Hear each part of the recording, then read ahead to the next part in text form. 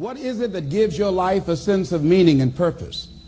Because once you find that, it puts you in your power place. See, if you know what your life work is, I encourage you to start working on it. If you can't do it all at one time, do just a little bit of it. And if you don't know what it is that you showed up to do, if you don't know why you're here, I encourage you to find out what your purpose is here. What is the meaning of your life? What will be different? Have you ever asked yourself that question? I've done that. I remember coming from a friend of mine's funeral, and I was reflecting on how much time I had left.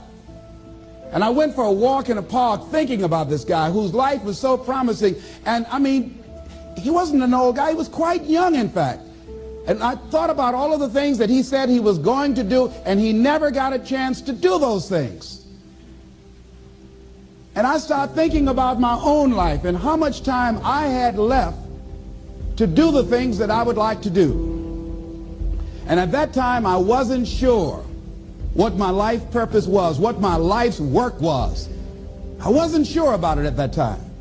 And I thought about it quite a lot. I had some idea, but I wasn't convinced, and I don't think I felt worthy. I didn't believe that it could be me to do this kind of work that I'm doing right now. And I say to you that if you begin to take a conscious effort to find out what it is that you're supposed to do, I say that it can literally save your life. I said that it can literally save your life. 85% of the American public, according to recent studies, are going to jobs that they hate, working on jobs that do not challenge them. They get sick thinking about going. Because, see, when you go to a job and you already know how far you can go, you can already see that proverbial glass ceiling.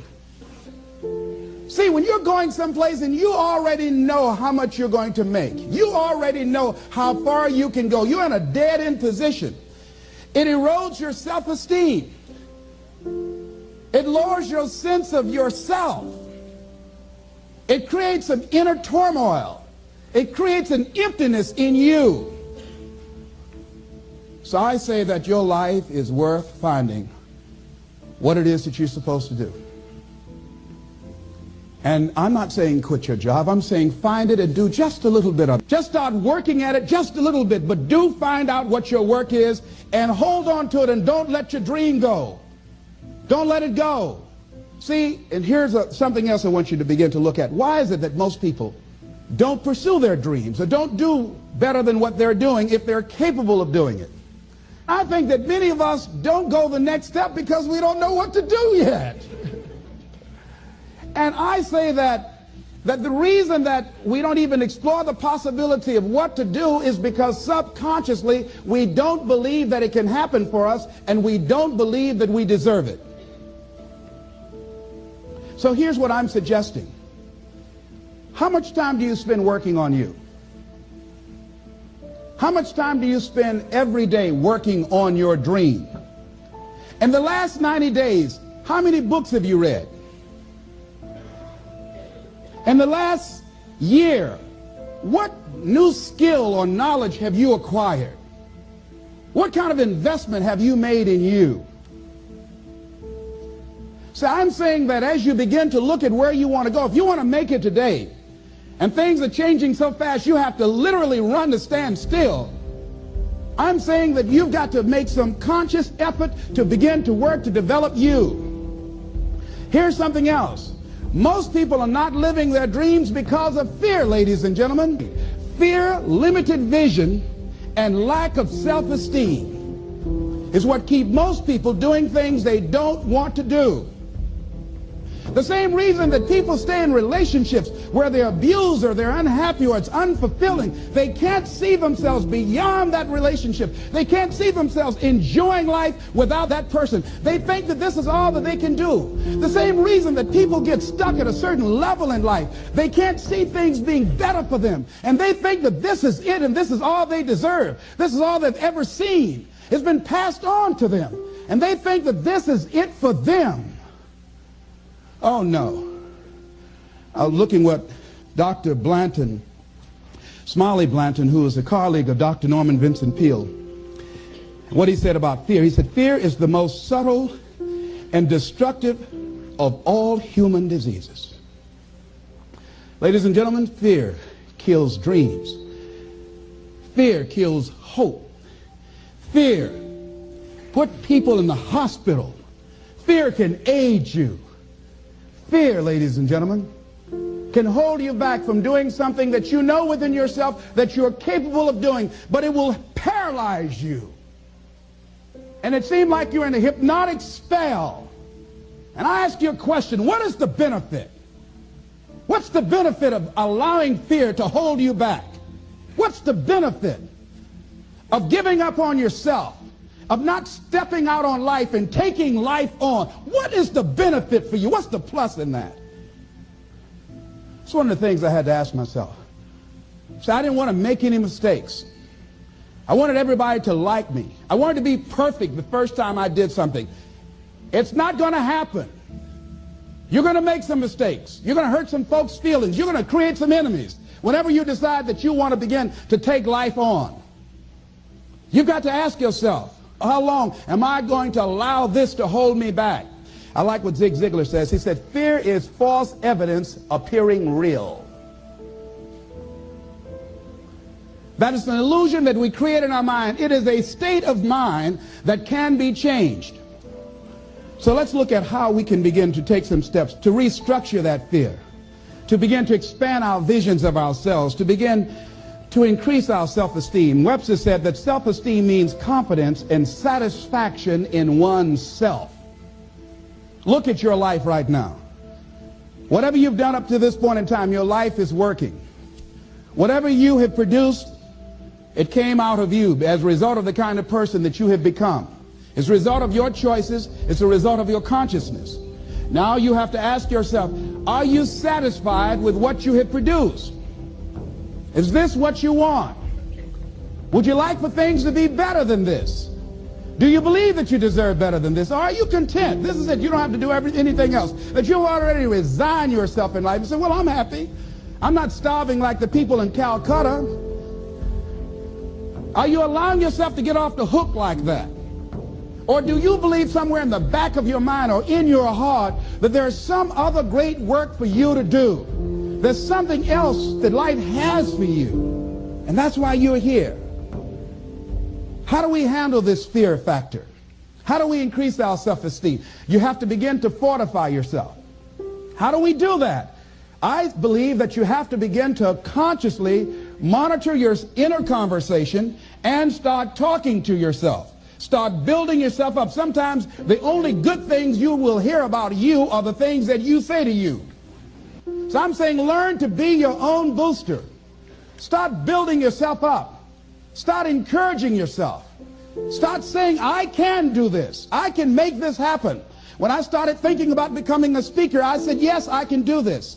I can make this happen. When I start trying to convince myself I can be a businessman after flopping and failing and losing thousands of dollars and feeling stupid and dumb and having people take advantage of me because of what I didn't know, I had to talk to myself because people were saying to me that I was dumb. And somewhere in the back of my mind, I was saying, you're right. Look at what I've done.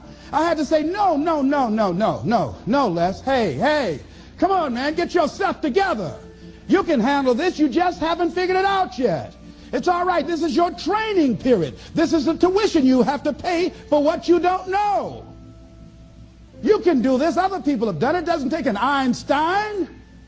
Get you some people that can teach you some stuff that you don't know. Get you some people that have done it successfully and learn from them. Take some seminars, workshops, read some books on how to manage a business. Change the way you see yourself and begin to tend to the personal details. Understand that nobody's going to take care of your business better than you. And when I start changing that kind of mindset of beating myself up because of my mistakes and start looking at the possibility of my doing better, of my making the adjustment that would enable me to do what I want to do successfully, things begin to change. And I say, stop beating up on yourself. You do it. I know you do it. I've done it. It's a natural inclination for us to put ourselves down.